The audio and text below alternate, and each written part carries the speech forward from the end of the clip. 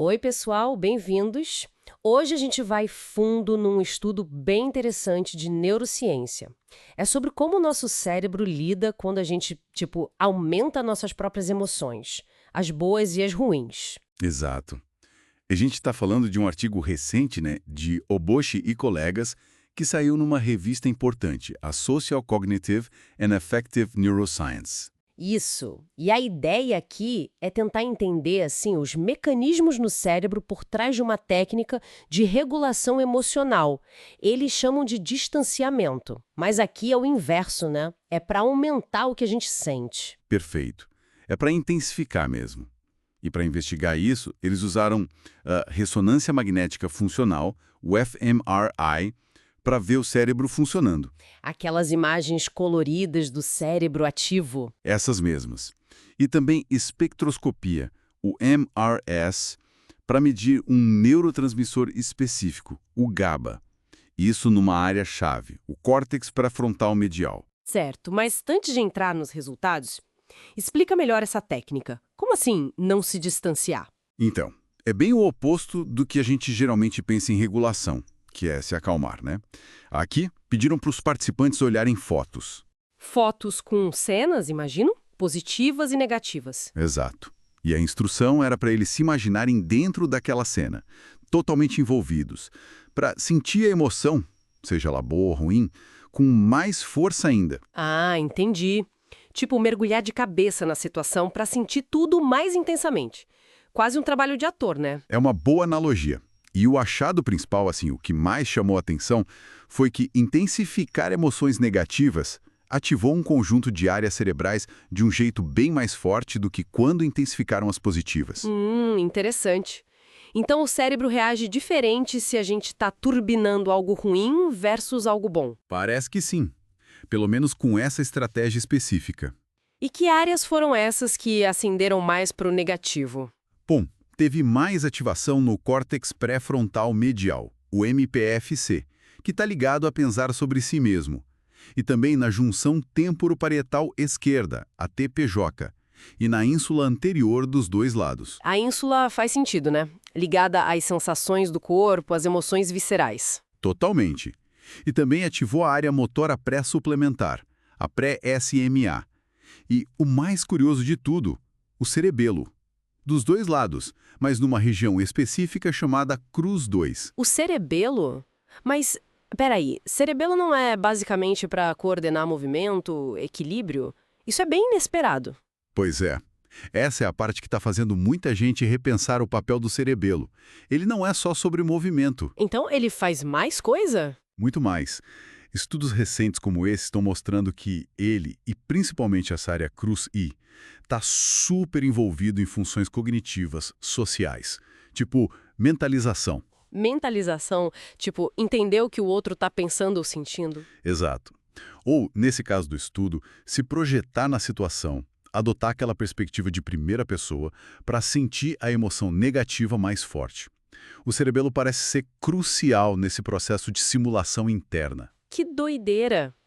E a química cerebral nisso tudo? Vocês mencionaram o GABA no córtex pré-frontal medial. O que os níveis de GABA mostraram? Então, o GABA, como a gente sabe, é o principal neurotransmissor inibitório do cérebro. É tipo freio.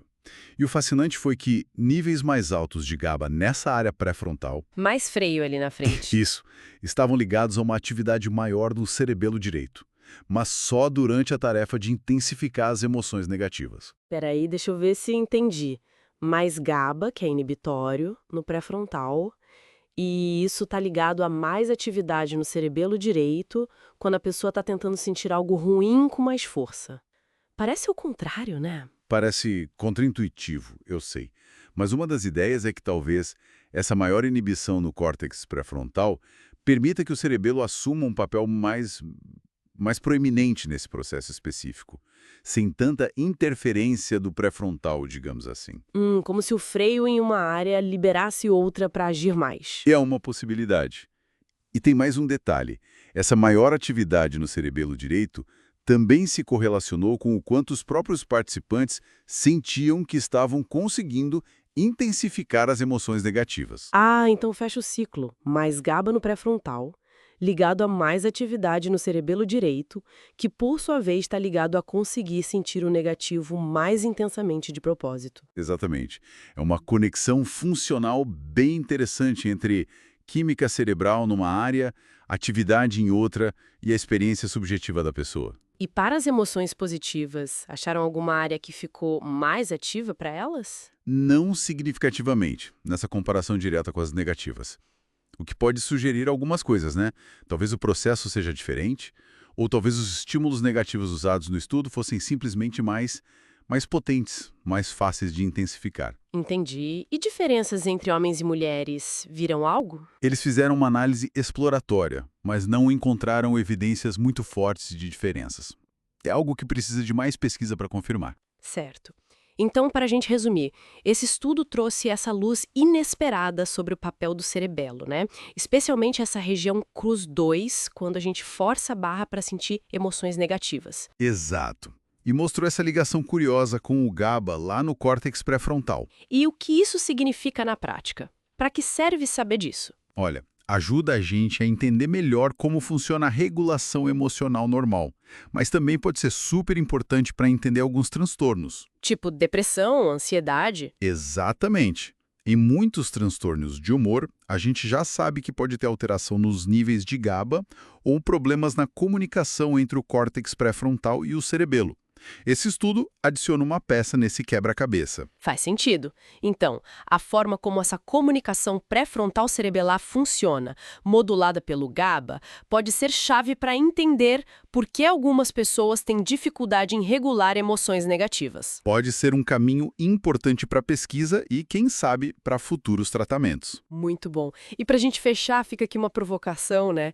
Se o cerebelo está tão envolvido assim em simular ou sentir a perspectiva numa situação negativa, como será que essa conexão entre o córtex e o cerebelo afeta a nossa empatia no dia a dia? Boa pergunta. Ou até mesmo, será que ela influencia o quão fácil é para a gente, mergulhar fundo demais nesses estados negativos? Exato. Fica aí a reflexão. Um tema complexo, mas fascinante.